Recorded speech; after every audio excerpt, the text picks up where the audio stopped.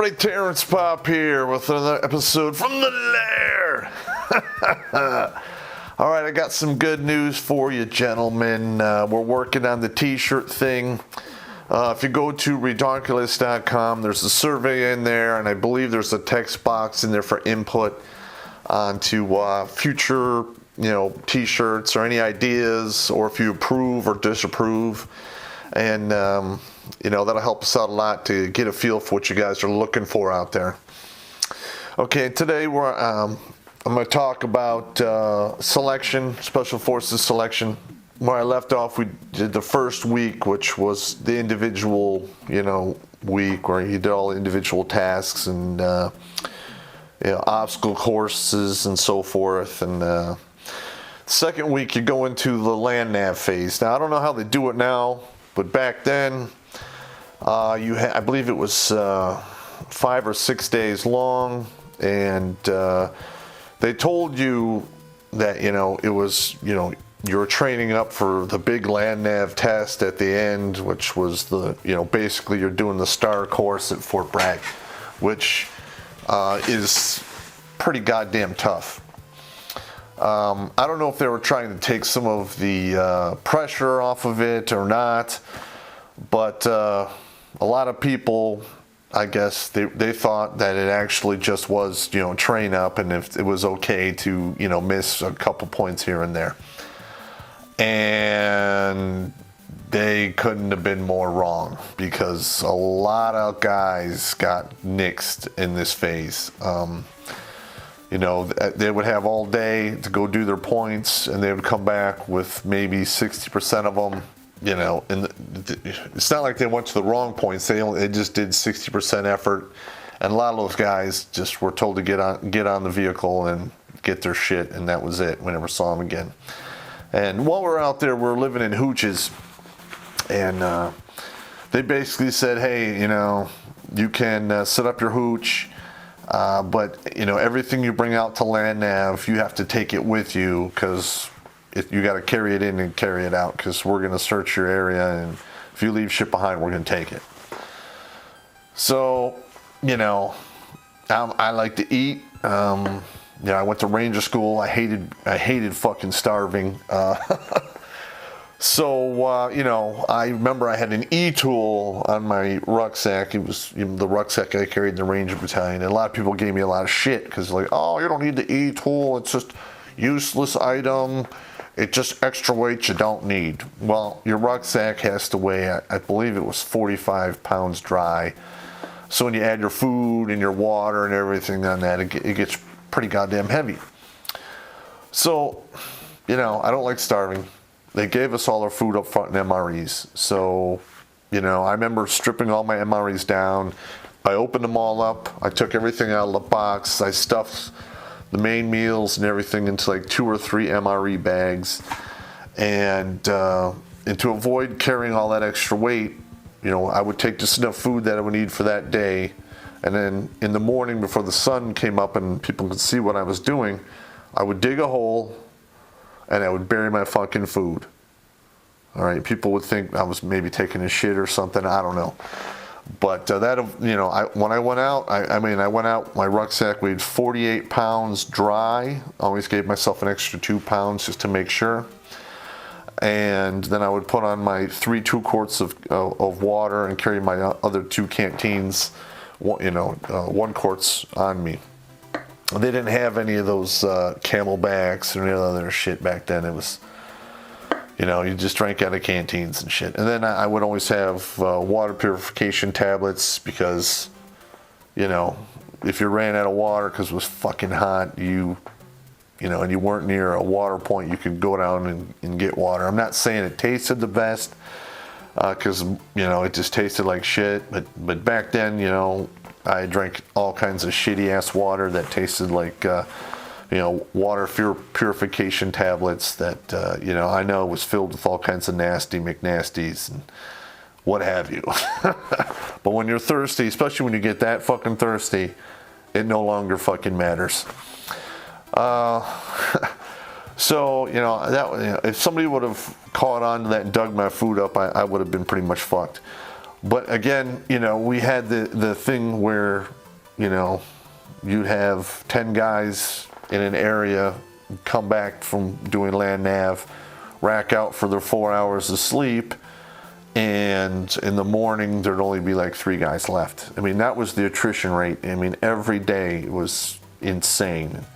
We had a lot of people injure themselves, and I'm not talking, I mean, twisted ankles happens in land nav. People just get a bad turn of the dice. You turn your ankle the wrong way and you're done. Okay, but some guys literally walked until they broke both of their feet or fractured their leg. I mean, because you're walking, a lot of distance with that weight on your back, and if your bones aren't up to the task, they are going to break. It's called stress fractures.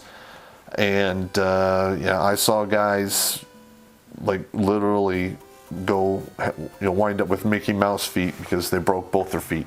They walked until they broke one foot, and then they kept walking until the other foot broke, because that's pretty much how it works. If one foot's going to break, the other one's like right behind it. So here's another good one here. We're doing the land nav, and some of those logging roads you get on, they're not on the map. They're just logging roads, and they do clear cuts, and then these trucks come in and they load up the logs and they just haul ass, and they just leave these roads. Some of them are state roads, but a lot of them, and you're going across these roads a lot because they're everywhere. It's impossible to not do the land nav with no roads. A lot of times, I would identify the road, and I would handrail it for 500 or 600 meters and identify an intersection, and then I would know where I was to an 8-digit grid, and then from there I would shoot azimuths to my points, which was very successful. But there, animals out there were just getting run over left and right. I came across countless possums and raccoons and some deer and all kinds of stuff that was just crushed. And apparently one of the guys had found this squirrel that had been run over flat like a pancake, and then it was like mummified or petrified in the sun. So he rolls it up, puts it in his cargo pocket, because I was in the Ranger battalion with this guy. His name was Lomas. I don't know what happened to him, but the guy, he was touched in the head. Loved the guy to death. So I don't know what was going on with him, but he basically made a cross out of 2 sticks, and then he put the squirrel on the cross, and the little sign on top that said, help me, my shit is black and tarry, you can't smoke me. And he stuck it in the ground, literally like 4 or 5 steps from the head shed where all of the tax came in and went.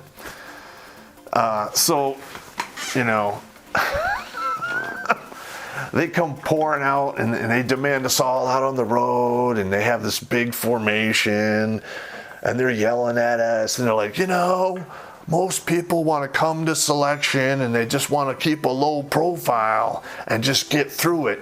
That's pretty much everybody. But some asshole decides he's gonna, crucify a squirrel and leave some goddamn bullshit taunting the tax. And I'm gonna ask you one time, who fucking did it? And Lomas, I look over, and they all run over there, and they start yelling at him, and he's at parade rest, and they're fucked with him. And then they walk him back over to the head shed. Now I think he's fucked. Okay, I think he's getting kicked out. Nope, they didn't kick him out. They loved him for that. He was the golden boy, because they went over there and yelled at him, and they asked him why he was doing it. He looked right at him and said, because this shit is just not hard enough, and I need a challenge. Crazy bastard. I wonder if he went to the squad or not, because that guy deserved it. He was hilarious. And and then they had an area where you're supposed to do your personal hygiene, because they didn't want everybody doing their deal. And I got up one morning and I just didn't feel like walking my ass out there. So I'm standing right outside my hooch, brushing my teeth, and the Cadre walks up, and you can't really identify him, especially in the early morning until it's too late and they're on top of you. So he just walks up on me and he's like, "Hey, roster number 458, where are you supposed to do your personal hygiene?" And I'm like, I don't stop. I don't act as surprised as when I point over there. He's like, "That's right." He pulls out this book and he writes something in there. What he wrote, I don't know. I think it's just a mental game just to fuck with you. Because they would do that all the time. They wouldn't yell at you really. They'd just like, "So do you really think that was the best course of action?" And then whatever answer you give, they pull out the book and they write something down and they walk off. And I'm just like, whatever, fuck him. And the same thing happened, towards at the end, because you do it's like 4 or 5 days, you're in a hooch, okay, and the first day, before they take you out to, where the star course is at, you get to go to the chow hall, and, based on my past experiences for the chow hall, I maximized the effects. I ate my goddamn balls off. And then they truck you out to the star course and you hooch out there for 4 or 5 days, I don't even remember. And then, you do all your points, and then the next day you're doing the big kahuna, the real land nav, test. They bring you back, you get 4 hours of sleep in the barracks, and then you get to go to the chow hall one more time, and then in the morning they take you out there for the big deal. So, I knocked out the land nav course. I crushed it. I think I finished it with an hour and a half to spare. And you didn't get a retest on that. You either made it or you didn't. Because they gave you 4 or 5 days to supposedly train up on it. And, and I think I had got all my points in the 4 days. I did get 1 point wrong. I was off by like 200 or 500 meters. But other than that, I got all my points, and I did it in a very good span of time. So I didn't get a gold max at land nav, but I certainly did well enough to make it to not get gated or invited to leave. Let's see. Oh, and this is the funny part here, is throughout the entire selection, all 3 phases, no matter what you're doing, middle of the night, whatever, just randomly, everyone come out to an area, and then they hand out these tests, and then everyone would take these tests, and then you write your name at the top, your soc, you do you write your fucking deal in, and then you turn it all in. And periodically, you would see, you always knew, somebody was going to get, invited to leave because of some head shed or something going awry with their brain pan, because you would see 2 tacks come out to the guy at his hooch, and then they would talk to him, and then he would start packing up his shit, and then they would escort him out, and he would be gone, because you would know that guy failed one of the psych tests, and he's gone. Now, if you're gonna get you got bounced out for just failing land nav, they would just tell you either right there at the end of the day or when they got back to where everyone was hooching out at. But only one tack would come out and say, "Hey, man, you didn't cut it. You missed too many points, or you ran over on time, blah blah blah." And then he would just pack his shit up and he would walk by himself, to where they were going to get picked up and taken back to Fort Bragg to get out processed. So whenever we saw 2 tacks walking around, I'm like, oh shit, because I don't know why they did that, because they thought somebody was going to go fucking berserk and start swinging on people. And we didn't have real weapons, we just had those rubber duckies, so it's basically just a glorified club. It weighs about 8 pounds of that super hard plastic that they make hockey pucks out of. So I'm pretty sure you could probably kill a motherfucker with that if you got a good hit at somebody's brain pan. But, it was like walking on eggshells, because you never know who was going to get, get the tap on the shoulder, hey, you're going to go.